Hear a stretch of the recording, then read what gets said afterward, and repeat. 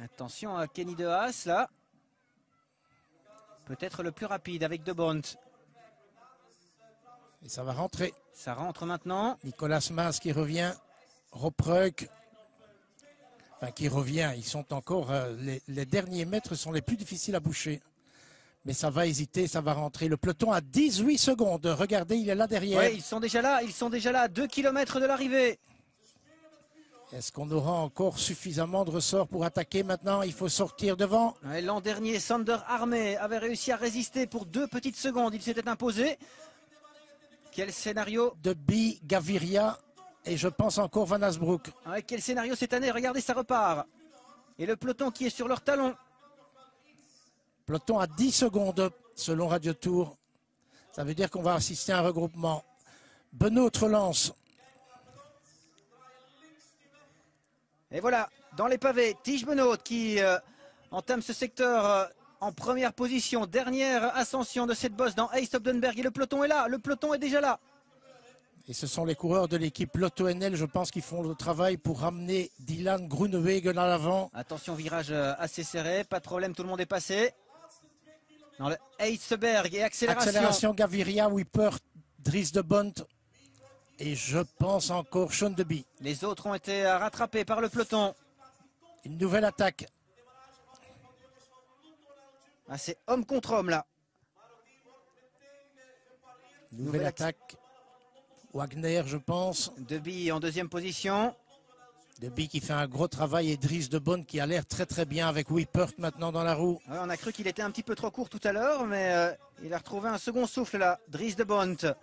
Et tout le peloton est rentré, hein, on le voit là avec le maillot CCC. Et on va assister encore une fois à un sprint massif ici à Heist-Obdenberg. Ouais, comme souvent dans cette course. Troisième manche de la Coupe de Belgique après la victoire de Terpstra au Samin. Et le succès dans la Hansam classique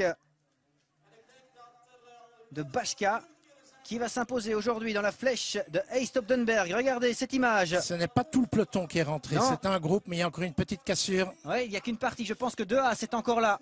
Alors qu'on va passer au dernier kilomètre. De Haas, Wippert et Deby qui emmène. Est-ce que Bonnen est rentré? Est-ce que Bonnen fait partie de ces hommes? Et regardez, attention, il y a tout un train qui est en train de se placer là pour Groenewegen sans doute. Oui, Groenewegen en troisième position avec Ouais. Whippert dans la roue. On est déjà dans la dernière ligne droite. Groenewegen, Dylan Groenewegen, idéalement placé. Le sprinter néerlandais va-t-il venir s'imposer ici dans la flèche? Attention, De Haas attention, qui vient. De Haas qui remonte. Kenny De Haas, c'est trop loin et ce sera une victoire pour Dylan Groenewegen. Le néerlandais qui s'impose facilement avec un bon vélo d'avance. Là, Dylan Groenewegen, il remporte la flèche d'Heist-Obdenberg. Mais vraiment, il s'en est fallu de peu puisque le peloton est rentré quasi dans le dernier kilomètre. Hein. Dans cette dernière petite bosse, la Heistberg sur les pavés. Et Dylan Groenewegen qui s'impose et qui va prendre du même coup la tête du classement. Dans cette Coupe de Belgique, il était deuxième à 4 petits points de Terpstra. Terpstra qui n'est pas là aujourd'hui. Il fait une pierre de coups, Dylan Groenewegen. Félicité par Matti Breschel qui était revenu aussi. Ouais, Groenewegen, vainqueur de la flèche d'Heist-Obdenberg. C'est peut-être même Breschel qui devance. Hein. Il a fait le sprint, le coureur de l'équipe Cannondale. Belle course collective, ils sont récompensés. Hein. Les coureurs de la formation Lotto NL Jumbo avec Van Mark qui était dans la première échappée aux côtés de Tom Bonnen. Oui, ils ont été présents pendant toute la course. Ils ont fait le travail ici avec Paul Martens, numéro 35, et Wayne Hans, le 38, qui ont travaillé dans la finale pour ramener le peloton, en tout cas la première partie du peloton, parce qu'on voit qu'il y a une cassure là derrière le coureur de l'équipe Vazgood Service. Ouais, et c'est De Haas, je pense, qui tente encore de faire le sprint, mais vraiment, Groenewegen avait une belle longueur d'avance. Là, il s'impose devant cet homme de la formation Cannondale. Whippert ou Breschel à confirmer. Je pense que ça sera Breschel et je pense que Cruopis pourrait être troisième. Oui, et ils disent Cruopis. Effectivement, on le reconnaît avec ses manches, ancien champion de Lituanie.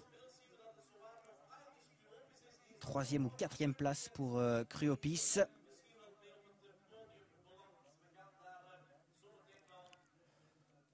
Et De Haas qui fait encore le sprint. Hein. Une nouvelle fois, une place d'honneur pour lui ici, dans cette épreuve.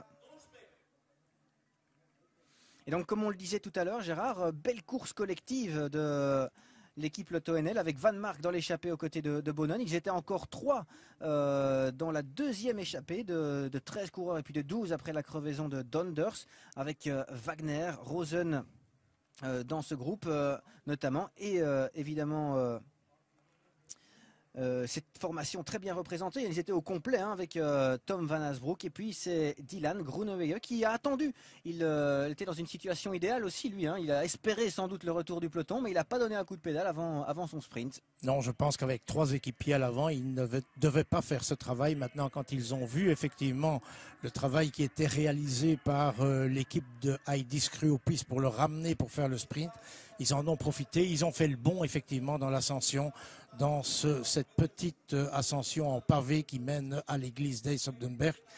Et c'est là qu'il forge sa victoire. C'est là qu'il a été ramené à l'avant par ses équipiers et qu'il gagne relativement facilement. Et voilà le classement avec Groenewegen qui s'impose devant Kruopis, 2e place même pour le Lituanien, 3e place pour Kenny De Haas, Deby 4e, Sean Deby, Paterski, coureur de la formation CCC, De Bond fait encore le sprint et Tige Benoot également, des coureurs qui étaient dans l'échappée, Van Leerberg pour la formation Top Sport et Michel Kreder de l'équipe Roompot, l'équipe néerlandaise qui a roulé aussi pour tenter de revenir sur l'échappée. Le top 10 est complété par Julien Vermont, mais il y a quelques... Selon moi, le classement n'est pas exact. Je pense qu'il y a un coureur de l'équipe Cannondale qui doit faire 2e et qui aurait été caché dans la photo finish vraisemblablement. Ah, le coureur de l'équipe Cannondale, on l'a vu, c'était très clair, il est là, effectivement. Donc ça doit être Breschel ou Wippert. Il y a quelques approximations. Ah oui, indiscutablement. Ouais. Il fait 2e, Kruopis fait 3e.